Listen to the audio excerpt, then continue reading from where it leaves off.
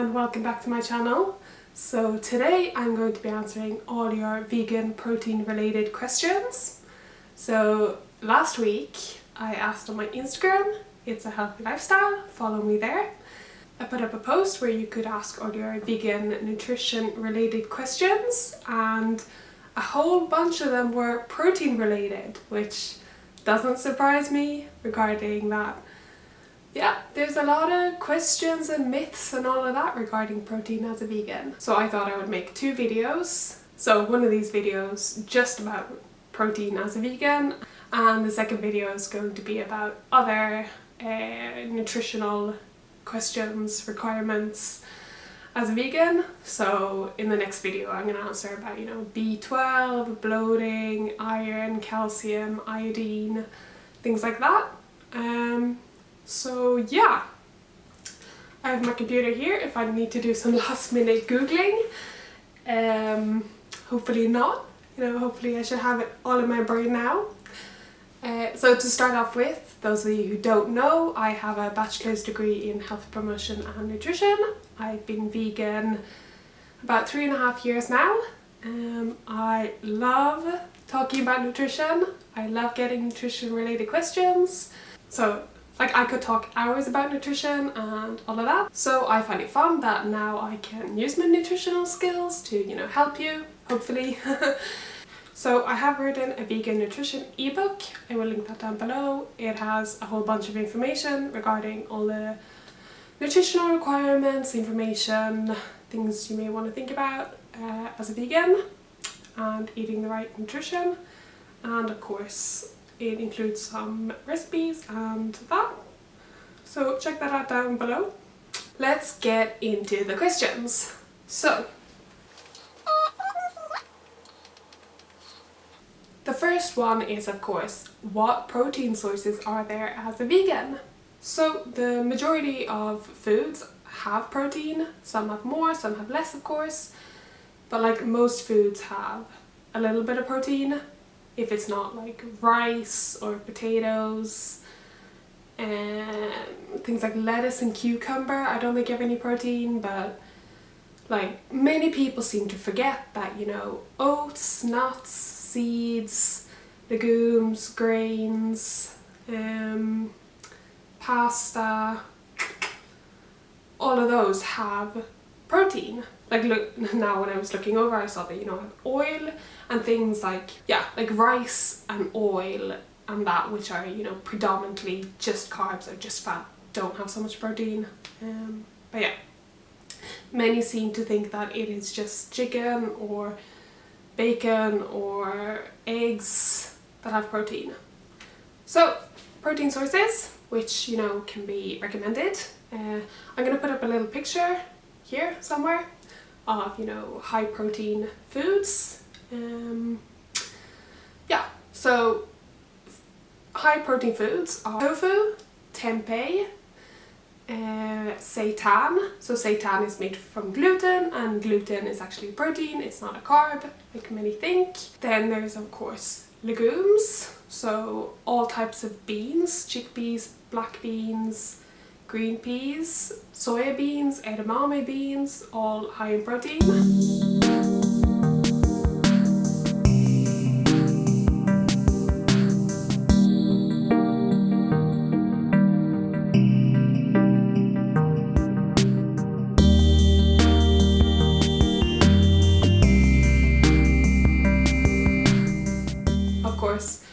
If you have IBS or maybe have some digestive issues, you may be more sensitive to eating a lot of beans and lentils. So then it may be easier to eat more, tofu or tempeh, which might not cause as many digestive issues.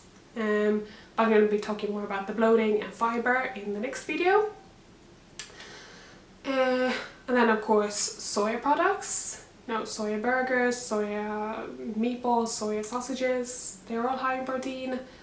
Nowadays there's, like I said, seitan. There's also pea-based vegan products, which are also high in protein, and they're a good option if you're allergic to soya.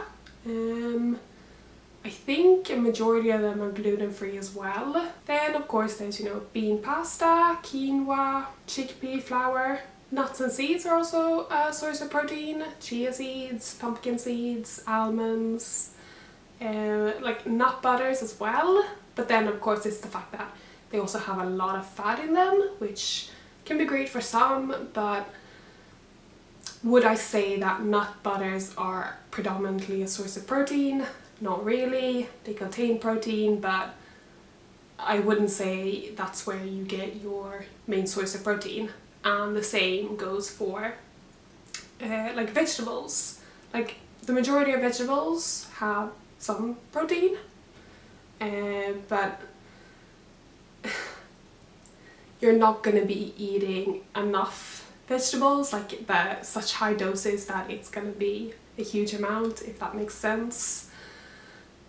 So yeah, there you have some protein sources.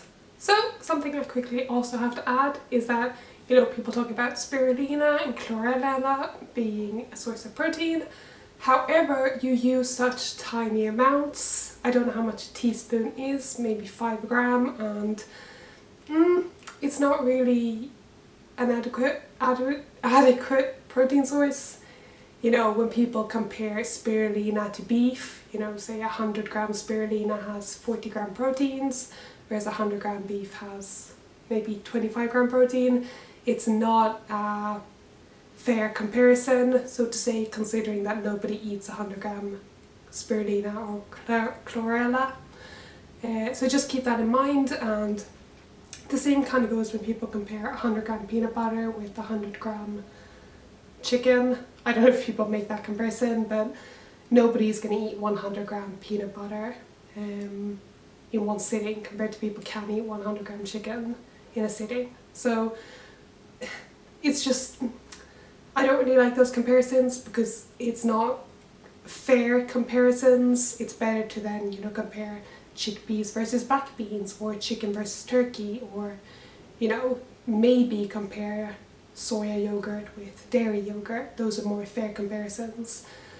And the same goes with like spinach and all of that.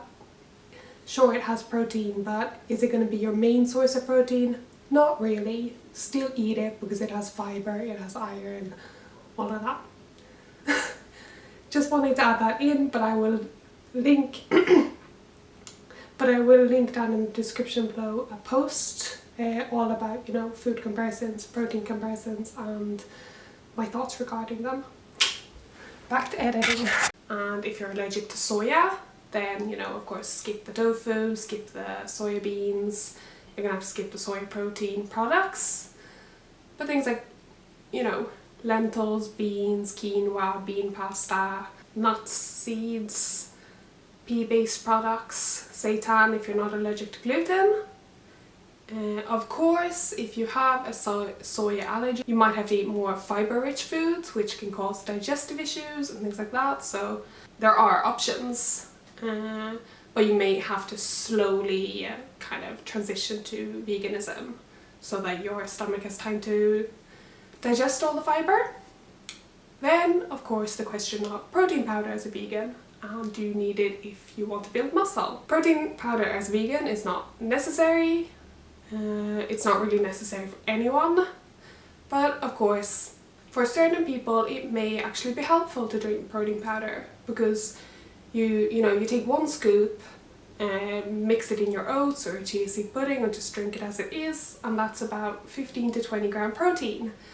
That can make a difference, especially if you're someone who maybe doesn't have a huge appetite, or you have a high calorie requirement but maybe don't eat enough. If you are serious into building muscle and working out, or even elderly who have a bit higher protein requirements because they get older and there's a higher protein breakdown, muscle breakdown in the body. Also, it is a cheap source of protein. You can get, a bag of soya protein for, I think here in Sweden, about 20 euro, somewhere around there, and it's about 30 servings, so calculate that yourself. It really isn't so much for 30 servings of about 20 grams of protein. Soy protein or pea-based protein is a cheap source of protein. You don't need it, but for some people it can be great. I go in periods, sometimes I buy it and I drink it, you know, a few times a week. Other times, you know, like now I haven't used protein powder for over a year anyway, maybe 2 years. I don't feel I need it. I eat enough protein in my diet. Yeah. Then there is the question of food combining, or, you know, especially for protein. And my thoughts on this is that it is not necessary. So food combining regarding protein, it is based on the fact that there are 20 amino acids and 9 of them are essential, meaning that your body cannot create them, you need to get them via the food. Almost all, I think all animal products have all essential amino acids in food, so like in all the meat anyway, and eggs have all the essential amino acids. Whereas many plant-based protein sources don't have all 9 amino acids, essential amino acids then, in the food source. So basically, when you want to build muscle, or when it's going to get kind of, you know, nutritionally complicated, but as they say, if you can explain things simply so a child understands, then you know what you're talking about. Basically, to build muscle, or for the protein to be stored, you need all the 20 amino acids. And if you eat a food with, say, 7 of the essential amino acids, then you are missing 2 of them. So you would only have, say, 18 of the amino acids. So we have an amino acid kind of pool in our body where all the amino acids are, and then when the protein is going to be stored, example in muscle or used for any of the functions proteins used in the body, then, you know, it will take of this amino acid pool. But if you're lacking, say if you're a vegan and you never get if you never get all the essential amino acids, then, you know, you're going to be lacking, and then, you know, protein can't function as it should in the body. However, people eat varied, so not every meal has to be complete or has to have a complete protein source. And by complete protein source, I mean it has all the essential amino acids. You know, the majority of people, you might eat bread for breakfast and then you eat chickpeas as part of your lunch, and the chickpeas and the bread make a complete protein source, and then you get all your essential amino acids. So basically it is enough to eat varied throughout the day, to eat different protein sources throughout the whole day, breakfast, lunch, dinner, snacks, and then you're going to get all the essential amino acids. So you don't need to worry about having a complete protein source for every meal. Some of the complete protein sources though are tofu and soya are 2 complete protein sources. I think quinoa is as well. But things like beans and rice, beans and bread, you know, hummus and pita bread, make a burrito with black beans and rice, you know. So maybe after a workout you want to think about maybe eating some quinoa or some tofu or some rice and beans, you know. But generally you don't need to think about it. And then I got asked about some high protein vegan meal ideas. So I'm thinking I might make a high protein vegan meal prep video.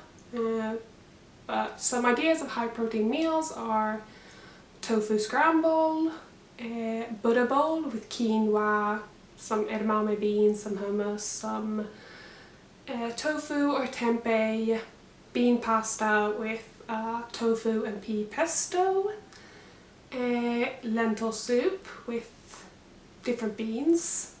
Lentils are a good source of protein. Roasted chickpeas, overnight oats with chia seeds and peanut butter, add a whole bunch of seeds on top. Of course the seeds and nuts and all that adds fat. Chickpea pancakes, eat some fried tofu. Okay, I might get some questions regarding, you know, how much tofu and soya can you eat, but I will link to a post I wrote about this below. And of course you shouldn't overdo on soya, but eating it in moderation is fine. So, you know, if you are someone who drinks a lot of soya milk, eats a lot of soya-based products, eats a lot of tofu and like a lot of soya sauce and all of that, then it might add up and become a lot of soya, but it isn't really something you need to worry about unless maybe you do eat a lot of soya and you have breast cancer or prostate cancer in your family, and then you might want to, you know, think about eating other options, but it's nothing you need to worry about too much. Everything in moderation, as I say. A varied diet is key, and in general a varied diet is kind of the key to good nutrition. You know, that kind of summarizes up this whole video and my next video. You know, still watch that video, but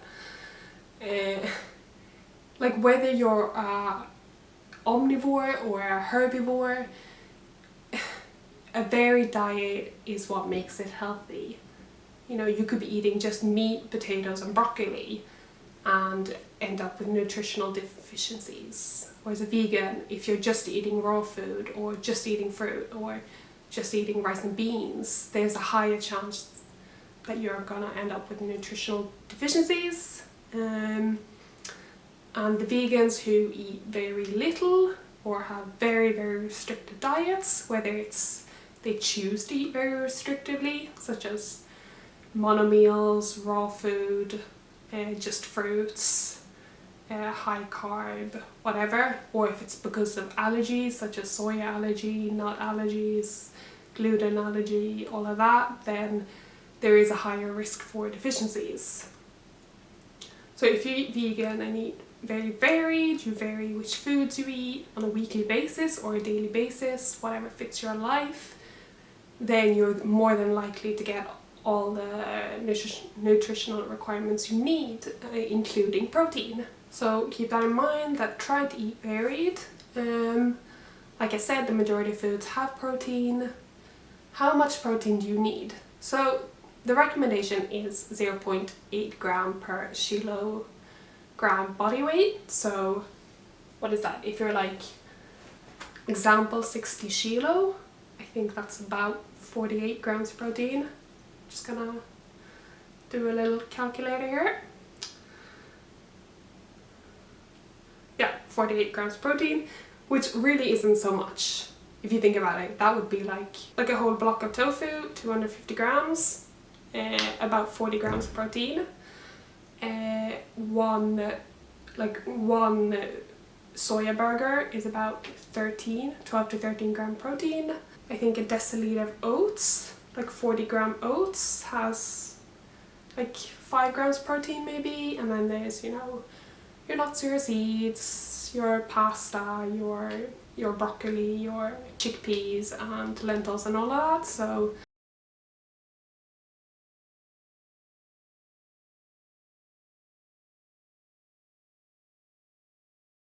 the majority of people do get enough protein, unless eating very restrictively, as mentioned.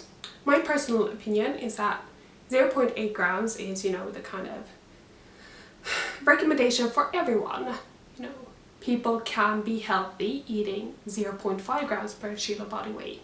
That would be like the lowest amount, and there's people who are healthy eating 1.8 grams per kilo body weight.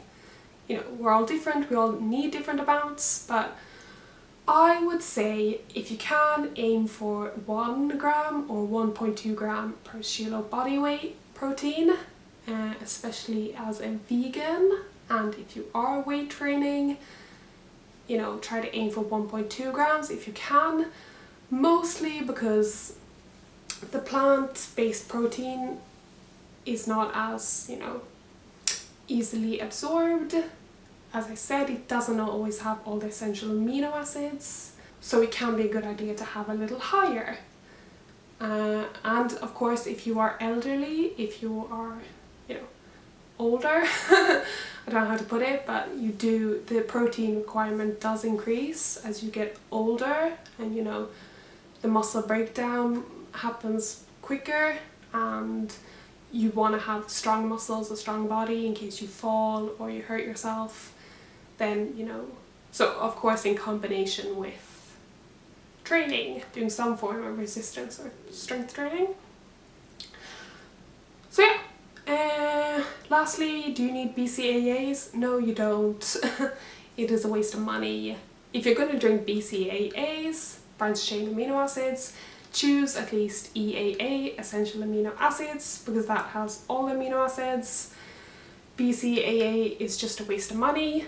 Like, I drink Nocco because for the caffeine and because I think it's tasty, not because I think it's going to make me stronger or because it has protein. So yeah, it's a waste of money.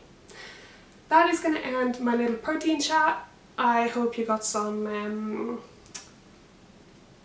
out of this video. Comment down below if you have any more comments or questions regarding protein as vegan. I will link down below a post about food combining protein powder as a vegan, protein as a vegan, things like that. Yeah, thank you all so much for watching. Give this video a like, subscribe if you haven't already, and don't know when I'm posting this video, but the second part of this video will be coming soon.